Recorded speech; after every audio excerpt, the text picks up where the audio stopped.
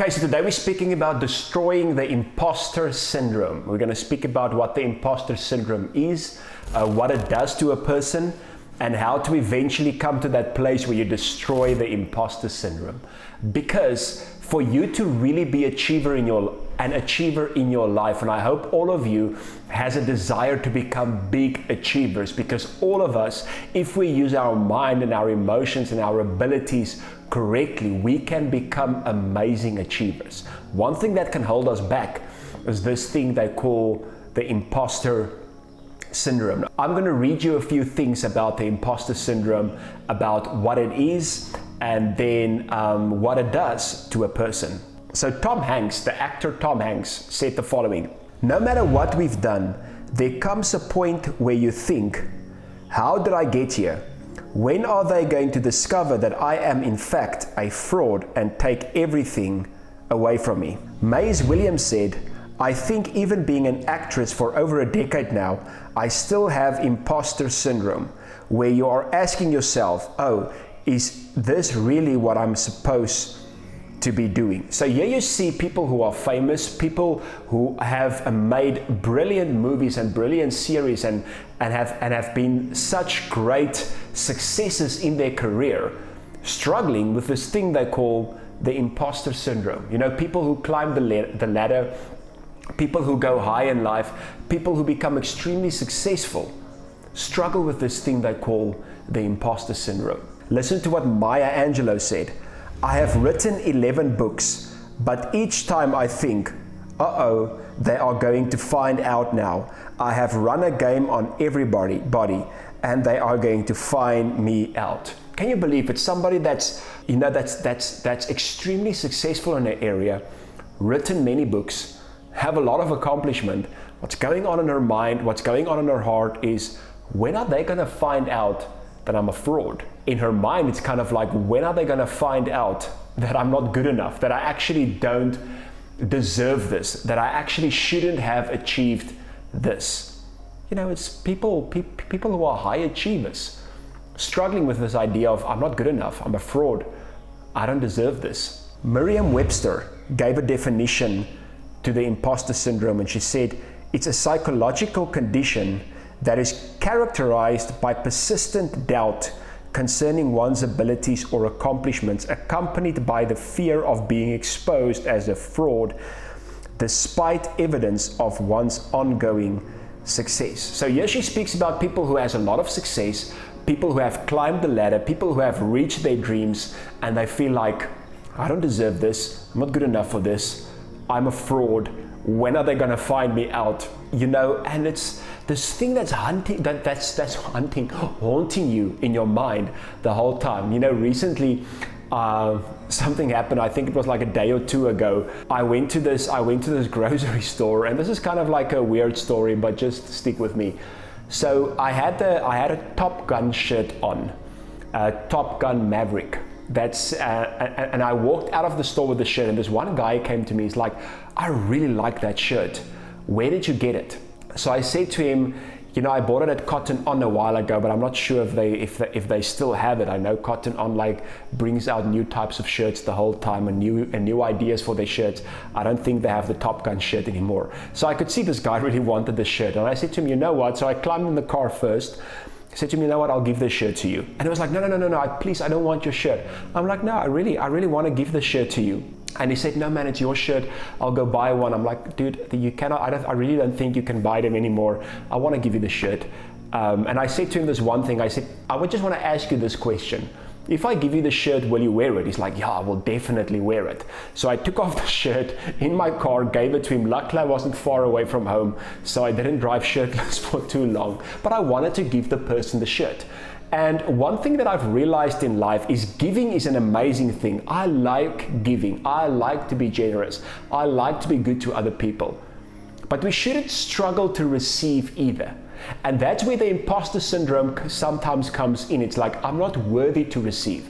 I'm not good enough to receive. I'm a fraud when I receive. Imposter syndrome, every time you achieve something great, you feel like, I don't deserve this. There's somebody better than me. There's somebody more deserving. And it's kind of like you have the success, you have what you've been working for, but you cannot enjoy it because of this thing called the imposter syndrome. Where does the imposter syndrome come from?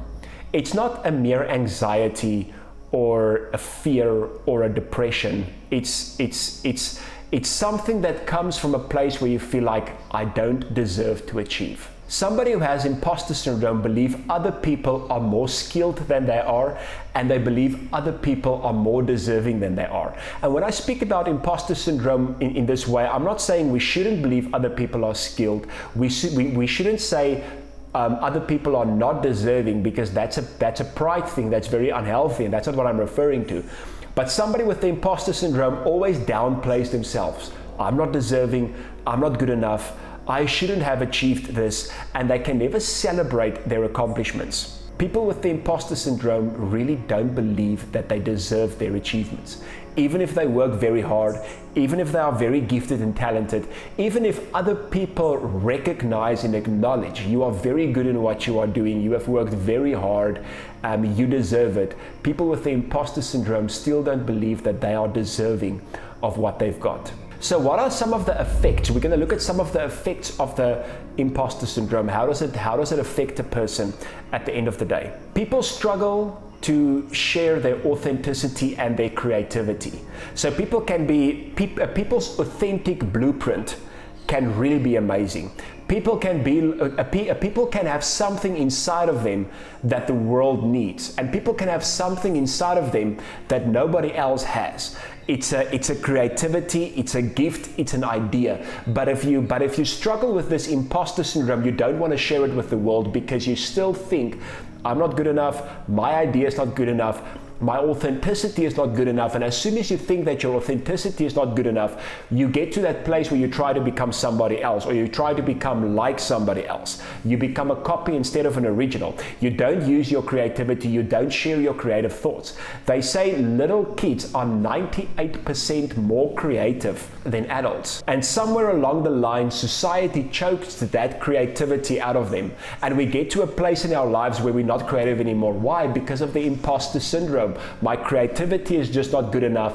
My authenticity is not good enough. My gifts are not good enough. My ideas are not good enough. So I just become a copy of what this world wants me to become, because I just don't think I'm deserving. The imposter syndrome causes people not to take risks. And when I say the imposter syndrome causes people not to take risks, it's not because they're afraid of failure. Maybe in some areas, yes, but subconsciously they're afraid of success. What if this actually works? What if I actually achieve? I will not be able to deal with it because subconsciously I don't believe that I deserve it. If you want to be a great achiever, if you want to reach your dreams, you have to learn to destroy the imposter syndrome. And I'm going to give you 4 things that I believe is very important that you can use, tools and keys that you can use to to destroy this imposter syndrome. Before I get there, we are very excited. On the 27th of February, the Monday, we are doing an emotional intelligence in the workplace webinar. I'm going to speak about emotions. I'm going to speak about emotional intelligence, how it can affect the workplace, and how emotional intelligence can make the workplace much better. So if you want to join for the webinar, it is for free. You can be anywhere in the world. It's going to be 7 o'clock in the evening till 8 o'clock in the evening South African time. You can send me an email to albert@thlt.co.za. I will send you a link and an invite to the webinar, or you can go look in our description. The link for the webinar will also be there. And then also you're welcome to go visit our website, www.mindprosperity.co.za. There you will get more information. And another thing I want to ask you is please like, please subscribe, please leave a comment, and please share this video to other people. This will help us to get this video and this information out to other people as well, because we do believe it's going to help them. 4 things you can do to destroy the imposter syndrome. Number 1, admit your feelings. If we don't admit what we are dealing with, we can never deal with them. We can never heal them. We can never get rid of them. You have to admit it to yourself. I think a big problem is people don't admit things to themselves anymore.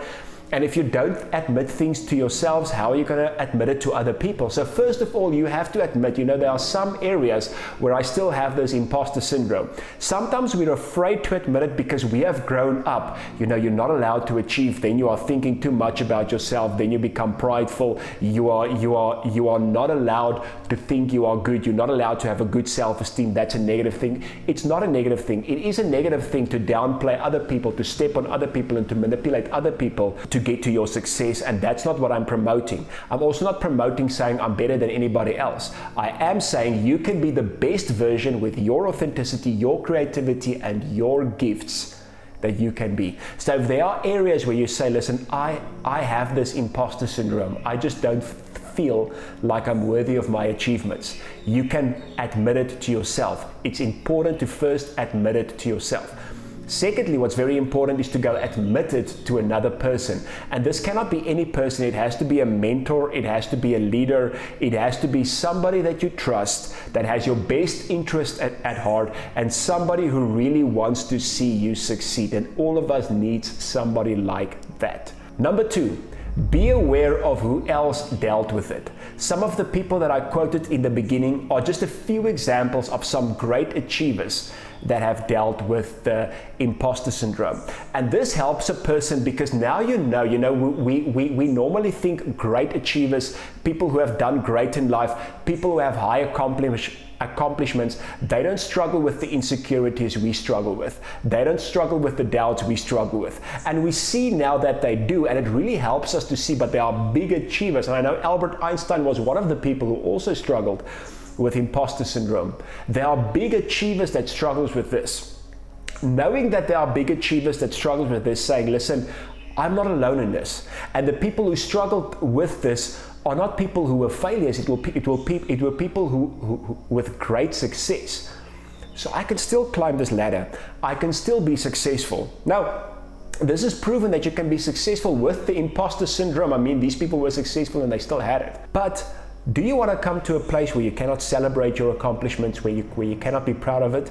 No, you want to come to a place where you can celebrate your accomplishments, be proud of it, give yourself a tap on the shoulder without looking down on other people. So knowing about the great achievers in life that also struggle with this will help us to overcome it. But we still have to overcome it. It's not enough to say, they struggled with it, I struggle with it, I'm in good hands, I'm going to keep it. No, we do want to get rid of it because it is going to help us in our lives if we get to a place where we say, listen, I want to get rid of this. Number 3, have positive expectations. Somebody with an imposter syndrome, kind of like it feels to them like it's wrong to have positive expectations. It feels like it's wrong to have these big dreams, and it's not. I want to encourage you, if you're still struggling with this, in the midst of this, keep on having positive expectations. Keep on having positive dreams and visions, not just for your life and for what you want to accomplish, but also for the person that you are. Because if you're going to downplay yourself the whole time, you're going to have success and you're still going to be like one of these people that believes, I don't deserve it. So keep on having great expectations every single day of your life. Even if the environment and the surroundings that you see are not always in your favor, keep having great expectations, because eventually, if you keep your vision great, if you keep your imagination great, if you keep your expectations great, eventually you're going to end up there. And the 4th and the final one I want to give you is be open to receiving. And I want to encourage you to still be a giver. You cannot be a receiver if you are not a giver, and vice versa. You have to learn to give and you have to learn to receive. But somebody with the imposter syndrome has a difficulty receiving. They have a difficulty receiving physical things like presents and gifts, financial blessings. They have a difficulty receiving. Sometimes they have a difficulty giving. Now I want you to think back about this guy who I gave my Top Gun shirt to. Difficulty receiving. I didn't have a difficulty with giving, but he had a difficulty with receiving. With the imposter syndrome, people with that sometimes have a difficulty receiving. And if you want to break the imposter syndrome, you have to break this difficulty of receiving. I encourage you to stay a giver, but I want to also tell you it's okay to receive. It's okay to receive accomplishments. It's okay to receive good feedback from people. It's good to receive from other people. It's good to be at a place of receiving. And I believe if you apply these 4 principles, you will destroy imposter syndrome. Thank you so much for watching. From Mind Prosperity, we love you and we'll see you soon again. Goodbye.